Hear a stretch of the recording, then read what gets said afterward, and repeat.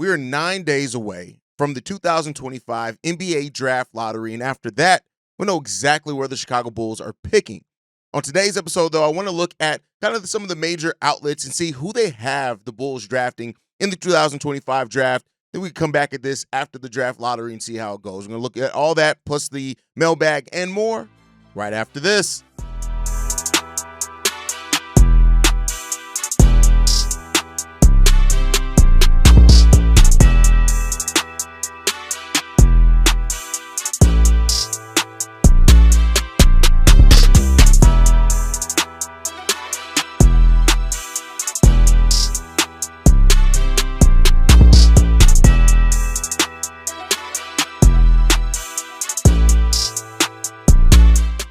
What's going on, Bulls fans? Welcome to another episode of Chicago Bulls Central, your number one spot for everything Chicago Bulls related. I'm the host, Terry Hayes, but more importantly, you guys can follow the channel at Bulls Central Pod on every social media platform we happen to be on. With that said, let's go and get into this content for today, y'all. And we're going to start off jumping into draft content, right? So I want to take a look at where the kind of the major outlets, Yahoo, The Athletic, everybody has the Bulls drafting in their mock drafts, right? Just kind of see where the outlets are thinking that the Bulls are going to go, right? So we're going to start off with The Athletic. They have the Bulls drafting Kaham Maluach. This is not a surprise. If Maluach is there at number 12, right, if he falls there to number 12, it's going to be hard for the Bulls to pass him up. Tons of potential, right? I've talked about it before, though. I do think his floor is a lot lower than some people are talking about, but tremendous potential there. The ceiling is ridiculously high. And I also think, like, when you look at the usage rate that he had in college, you didn't really get to see a lot of what his offensive game brings. I do think that shot is going to be able to develop a little bit more than we saw there for him. Absolutely. The question I have for Maluach is, how switchable of a big is he going to be, right? And I've said this before, when you have a high-powered and paced offense, you have to have really switchable bigs. It's kind of something you really need there, right? And also in transition, how well can Maluach play in that? But I think the switchability is the biggest thing there. And if not, that's perfectly fine. Then the Bulls are going to have to find themselves a switchable 3 or 4 to go next to Matas Buzelis at some point if they don't have the most switchable big. So there's still, it's not the end-all be-all if they don't get a switchable center. But if they do, that's something that adds so many different wrinkles to this game as well. So while all signs point to the Bulls drafting a center, you never know, right? Because at the end of the day, this is Arturas Karnisovas that we're talking about. And he sees the world differently sometimes. But with Vucevic's future in doubt, all those type of things, if Khaman, who's projected by most to be a top 10 pick, he's actually been falling a little bit, but, we'll see what happens there. If he's there at number 12, the Bulls would do, could do a lot worse than him. 7'2", ridiculously wingspan, the rim protection that we want, he's definitely going to be able to bring when it comes down to that. So, that's going to be the thing. And then when you think about, like, the fact that Maluach is not the type of center that's ever going to really create his own shot, having somebody like a Josh Giddey there makes that interest even higher in a player like Maluach. So I think this is a really good center option here for the Chicago Bulls. And if he falls, it'll be great. Then we're going to move over to Yahoo Sports. Now this is where it gets a little crazy, right? We're early into this. Kevin O'Connor, who writes for Yahoo Sports, has the Bulls drafting Liam McKinley, I should say. This is a forward out of UConn. Now the thing with this is, right, I see the fit, but McKinley is somebody who's slated to go down to sub-20s in the 2025 draft, right? But I see the fit when you talk about, like, basically a younger Kevin Huerter. And if you're looking at Kevin Huerter as a player that you really think his skill set fits in well with Gideon, with Kobe, and especially if eventually you're going to get a center, McKinley does make some sense there. But I just don't think in this draft at where the Bulls are picking, it makes a lot of sense. Amazing shooter when it comes down to it, right? Able to put the ball on the floor, has a lot of different varying skills, all things said. But overall, it's just, I have some questions on, why you would have the Bulls selecting at number 12 somebody who most mocks have going in the mid to late 20s. That's not really the best use of assets. And the Bulls aren't at a position to try to trade back or anything like that. Well, not for a player like McKinley. Like, it's just, that's the first weird one looking at this that I'm just like, I don't know about this one, right? It seems like Kevin O'Connor was trying to think outside the box and winded up thinking inside the dumpster. But and that's mean. Because not that McKinley isn't a legit NBA prospect. He is. Make no mistake about it. But to me, that's the type of pick if the Bulls were a playoff team this year. That's when you try to look to do that type of pick. If the Bulls were already a playoff team this year and you were looking to add something to a team that already, went on a little bit of a run in the playoffs or anything like that, like, maybe if you trade up for your second round pick or something, I don't know. I don't see in this draft where the Bulls are picking somebody would have somebody like McKinley there, but it is what it is. The Ringer has the Chicago Bulls drafting Thomas Sorber. Now, I'm not mad at this one at all. 14.5 points per game, 8.5 rebounds, 2.4 assists, 1.4 steals, 2 blocks. You look at what this guy's going to be able to do. Thomas Sorber projects, and he's honestly starting to become kind of one of my favorite prospects in this draft. Still very high on Asa Newell, but Thomas Sorber is a guy that, especially defensively, brings a lot, right? Now, the question is that the legit height. He's 6'9", right? That's where he's listed at. Some people have him as 6'10". And the question is like, is he going to be able to play center at the next level? Is that height gonna be the huge discrepancy there? Now he has an over 7-foot wingspan, so you're looking pretty good there, right? But Thomas Sorber, if he ends up being the guy that the Bulls select, I'm not necessarily mad at. I'm not mad at it all. It comes down to what that ceiling is offensively, but I think you have enough creators here that are going to help him. But that defensive upside of Thomas Sorber is something that would be really hard to pass up, man. This is a guy that's really, really big. As far as on my draft board, he's starting to become one of my favorite players in this draft.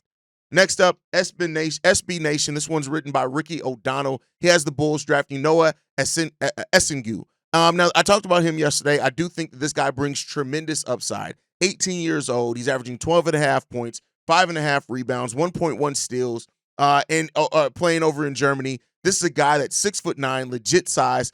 I think that he brings all that switchable defensive ability at the power forward, though, or maybe the wing, depending on how you pair off him and Matas Buzelis. But as I said in my episode yesterday, he is actually one of my favorite players as far as if you're looking for a forward mate for Matas Buzelis and you're looking to go into that more. Both forwards can be switchable. They can play either the 3 or the 4. If you're looking for that, I think that makes a lot of sense, right? But this is the draft where if he's on your board and kind of your top 2-3 prospects are off it, I can see Noah Essengu definitely being somebody there for the Chicago Bulls that they would have on their board. Next up, CBS Sports, Danny Wolf. And this is a guy that a lot of people have asked about. And I like Danny Wolf. Make no mistake about it. Danny Wolf's floor is extremely, extremely high. His ceiling, that depends on how you view it and how you feel like you're going to be able to develop it, right? This is a player that has legit size, right? He's a legit 7-footer. He's going to have some size there. He's going to be able to put the ball on the floor. He can score a little bit defensively, right? And can he score the way that he did in college at the NBA level? That's what it's looking at for Danny Wolf. That's where the questions stand at, right? And overall, I'll say this about Danny Wolf. I like him. I don't know if I like him at 12, though, right? That's the thing when it came to when I was talking about Danny Wolf, he has really good upside. And I think he's more athletic than people give him credit for as well. But when I was talking about Danny Wolf before, it was more so like if the Bulls had snuck into the playoffs and made it out the play-in. But he can be somebody who right away can be a secondary playmaker for you. He's going to be a smart, extremely high IQ. Like I said, the floor is really high, right? And he can stretch the floor as well. And maybe that's really what the Bulls are looking for there, right? So that's kind of just the roundup there on where the outlets have the Bulls drafting. If you go to NBADraft.net as well, which they really are they're better after the combine. They have the Bulls drafting Asa Newell there at number 12. You guys already know how I feel about Asa Newell. I think what he brings wingspan-wise, what he brings in being a switchable big. The question is, can he put on the weight that's needed and hang up for that? He has the athleticism. He has the shot blocking ability. Has a lot of untapped, I think, scoring ability there as well, where he can probably turn into a better scorer than people are giving him credit for, but he's going to have to add that strength. He has the frame that looks like he can add it, of course, but he's going to have to add that strength. I think that's what you're going to have to look at for as well. Defensive rebounding is a little bit of a concern for him as well, but I think he's going to be fine with that, overall. But it is a little bit of a concern there is with his defensive rebounding if you're trying to nitpick anything about him. But overall, Asa Newell is another guy that I do love in this draft. You guys know he's one of my favorite players in this draft. He's starting to be passed up a little bit by Thomas Sorber as I watch more and more tape. But don't you guys fret. After the draft lottery, we're going heavily into our draft coverage. That's when I'm going to actually start having tape on these players that play in the background and things like that. And I think also for anybody that's interested, because YouTube, of course, has monetization issues, right? So I can only play so much of clips. But I think that maybe a good way to use playback is maybe we'll host some tape breakdowns and actually watch some tape on some players on playback where we're not as limited by that. We can go really in detail on that. So if you guys are interested in that, let me know. It'll be a scheduled time. You guys would have to go over to the playback. Let me know what you guys think about that, right? But it is Saturday, so that means it is Mailbag Day. Let's go ahead and get into these voicemails. This one's from Shay. What's up, Hayes? I know this is irrelevant conversation. I know you probably could care less about this, but I'm going to need to talk to these LeBron sexual fans, and I hope you play this voicemail, okay? Everybody's talking about, LeBron's playing for 21 years, 21 this, 21 that. What was Jordan at in year 20? Okay, let me tell you something. The accolades that Jordan had, it took him about not even a good 15 seasons, maybe about 10 seasons, versus LeBron, who hasn't even achieved the accolades, and took him about almost 17 seasons. And in a couple of Jordan's records, LeBron still doesn't even have. Okay?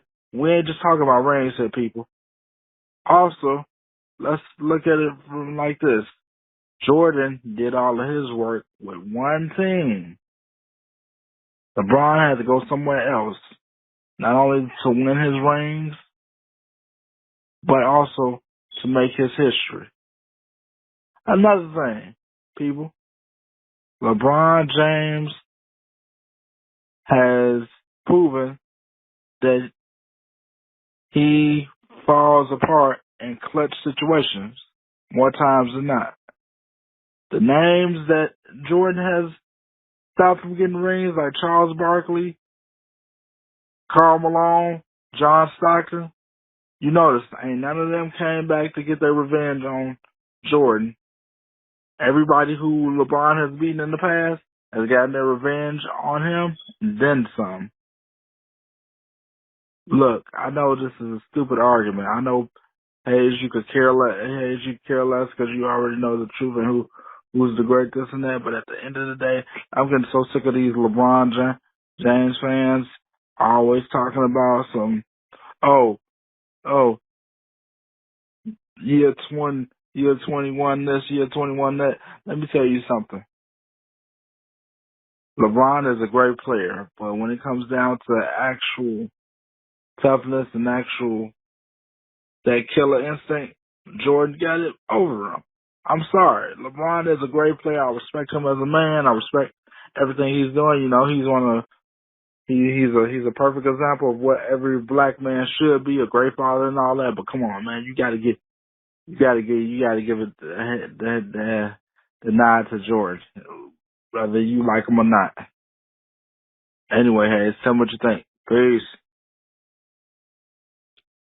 The Jordan and LeBron debate, you'll notice that one thing I don't get into is that debate at all. Because I think that both sides, right? I'll even say people who are Jordan fans, both sides, like they don't understand the purpose of the conversation, really. It's not to knock one to build up the other. I think anybody who feels like they got to do that, if you have to knock LeBron to build up MJ, or if you have to try to, like, people who say MJ played against plumbers, you're a fucking idiot, right? Like those type of things. Like, I don't get into that conversation because it doesn't matter. Like, everybody's the right to have their own GOAT. It doesn't matter. And I think the conversation is more about narrative at this point than breaking down actual people's games. What LeBron's been able to do has been great. Him playing into this year, this far into his career, and still being this productive. Look at his playoff numbers. What he's doing at this age is amazing. And I can somebody who can acknowledge that without having to feel like to safeguard Jordan's legacy, I have to talk shit about LeBron, right? Like, no, Jordan's legacy is his legacy for a reason. There is no knocking Jordan's legacy. He is one of the greatest to ever lace up a basketball shoe, period. And there's nothing nobody can do to take that away. And a lot with the same with LeBron. Now, were they perfect? No. Are they going to have things that you can criticize and constructively have a constructive conversation and talk about? Absolutely. But the reason why I really don't get into Jordan and LeBron debates, even when I was over in the PCL, in the Players' Choice Debate League, I would adamantly, I'm not getting into any Jordan LeBron debates, even as a Bulls fan. I'm not doing that because it turns into bullshit, and it's bullshit I have no interest in doing at all. I'm not interested in doing it. Jordan is one of the greatest to do it all the time. LeBron is one of the greatest to do it all the time. period, right? You can compare errors, you can compare whatever else. Jordan's, his killer instinct puts it a little bit above me. Not to say that LeBron doesn't. I'm just saying Jordan's was a little bit different. But at the end of the day, it doesn't matter. So I don't get involved in those conversations. It's not something that I do. I just don't do it. But all right, let's get into the next one, man. This next voicemail, this one's from R-Dub. What's the deal, Hayes? R-Dub here. Haven't called in a little minute. Not Arthur, bro. R-Dub. But I was just calling because I wanted to say, man, with the draft is coming up, we all want a big man, but we never know what this front office is actually going to draft.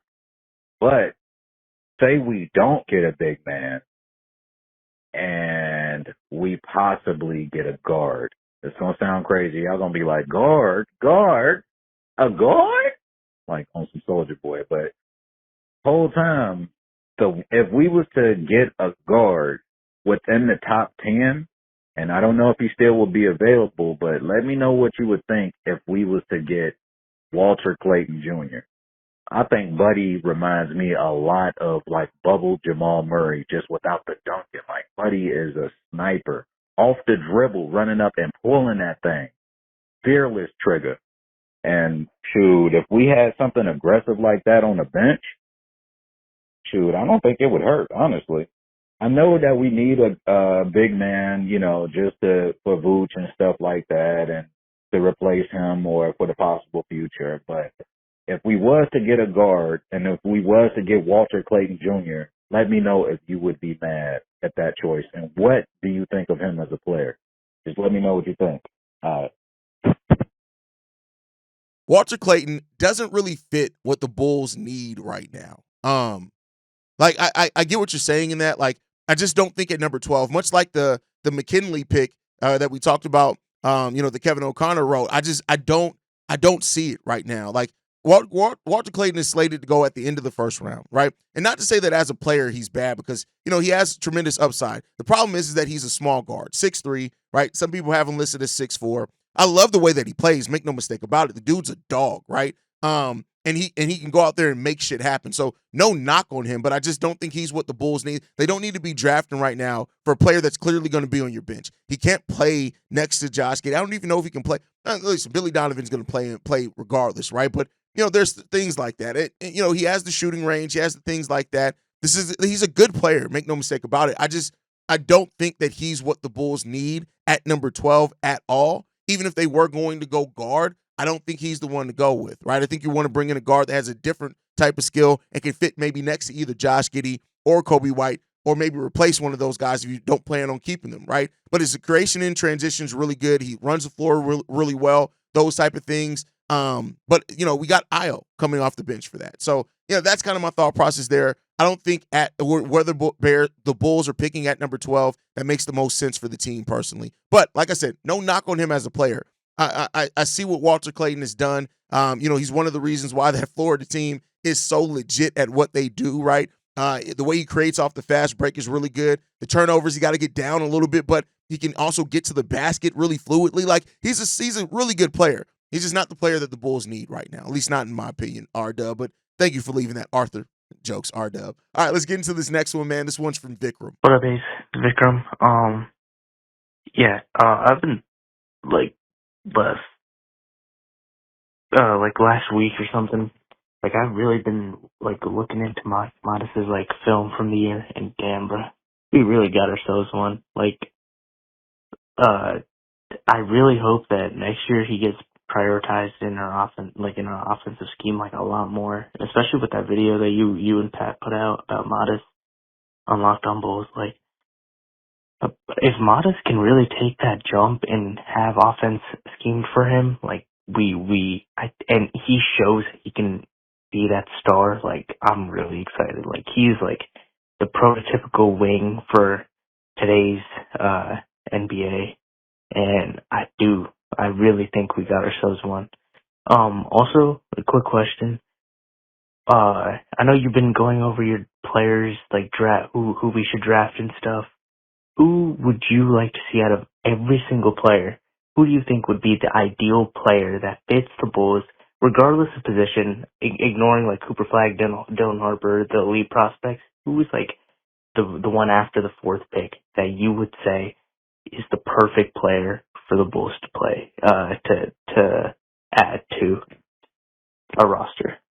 Yeah, I think we do got us one in Matas Buzelis. I think most people realize that Matas Buzelis is a dog, right? And he's a guy that is definitely going to develop for this team. We want to see how he's going to continue to go. It would be nice if we held on to our development coach, with having a guy that needs to develop like Matas Buzelis. But nonetheless, the more that you watch of Matas and that you realize, especially towards the end of that season, when he started putting the ball on the floor a little bit more, he started being able to do more point forward type things. All those things are really there for Matas Buzelis, and it really comes down to him and his mentality, and he has, from everything that we've seen, the right mentality where he's going to go in and work. He's going to go work, right, this offseason, and him coming out of that, I think we're going to have a player that's ready to make that sophomore leap personally.